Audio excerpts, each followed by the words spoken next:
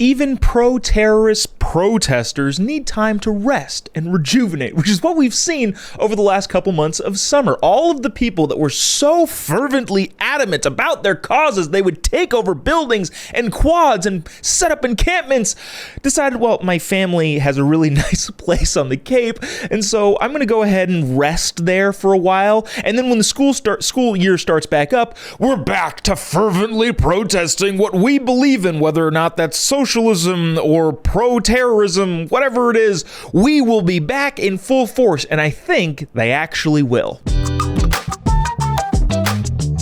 I think that's the most ironic thing about the quote-unquote protesters or rioters, is that a lot of them are protesting for equity and socialism effectively terrorists, being pro-Hamas and such, that the benefits that they enjoy from a free market system is what they go back to during the summer months. I would imagine all of those rich hoity-toity kids going to those elite universities have a pretty nice setup thanks to, again, the free market. And yet, when they come back to school, I think they're going to wreak havoc yet again, especially during an election year. And the reason I think that the future is going to come with a lot of these protests, probably in greater numbers, is that any of the protesters, I mean, I'm using the term protesters for lack of a better term. I guess I could call them rioters, but not all of them were technically rioters. They just occupied buildings forcibly.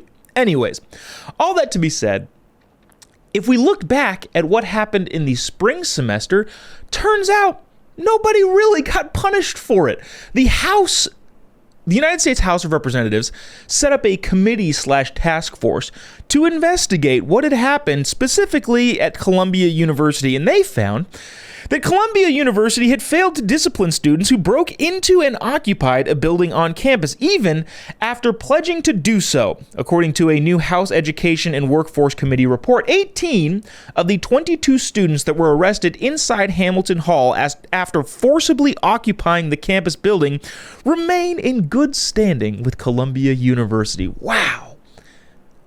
Where are the limits there? We'll talk about that in a second, but according to the report, yeah, they remain in good standing. While the university had previously stated it would expel those who stormed and occupied the building, 3 of the 22 are on interim suspensions, and 1 of them was placed on probation. The other ones got off scot-free. 27 of the students arrested outside of Hamilton Hall the day after activists broke into the building, have had their disciplinary cases closed despite their arrests. Wow. So the question is, if there are no repercussions, if there's no accountability for students who are, again, storming and occupying buildings on campus, who's to think that this won't continue to happen? If there are not negative repercussions of doing something wrong or against the law, or at the very least against the university policies, do you think that it's going to stop? My guess is no. The fact that Columbia pretty much let all of these kids off scot-free means that, well, they're going to continue doing it again. Columbia initially placed 35 of those students on interim suspensions. Then it nullified those punishments for 29, while 31 of the 35 students are currently considered to be in good standing with the university.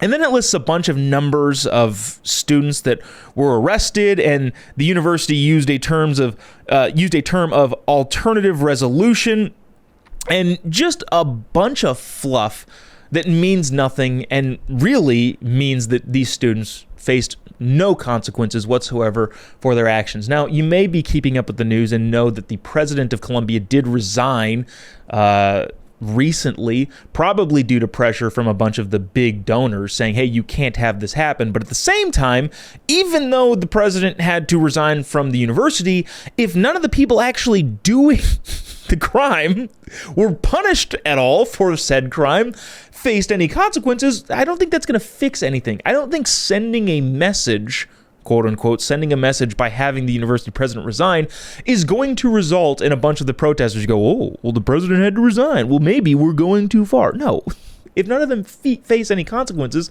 they're just going to keep doing it again. Here's my question. Here's my actual question about this. If, let's just say, well, let's use this example because this is a real life example. If pro-lifers were to take a similar approach on these prestigious elite Ivy League universities, what do you think would happen? Do you think the university would go, well, I don't know, they took over a building, and in my opinion, for a more justified cause, but they took over a building and they threatened to do so, and then they followed through with their threat, but let's just let them off with not even really a slap on the wrist. They can all still be in good standing. You think that would happen if the shoe was on the other foot, at least ideologically? I don't think so. So the president of Colombia resigning, I guess, is a small step in the right direction. But remember, that's to appease the donor base. The students are still outside of their mind. And having faced no repercussions whatsoever, I can't imagine we'll draw back on any of the things that they have planned for the fall semester. If you don't force people to face the consequences of their actions, they will continue to do the very thing that we all despise, and we all know, collectively, we understand that what they're doing is despicable, and yet they're going to keep doing it because we've not punished them in any way, shape, or form.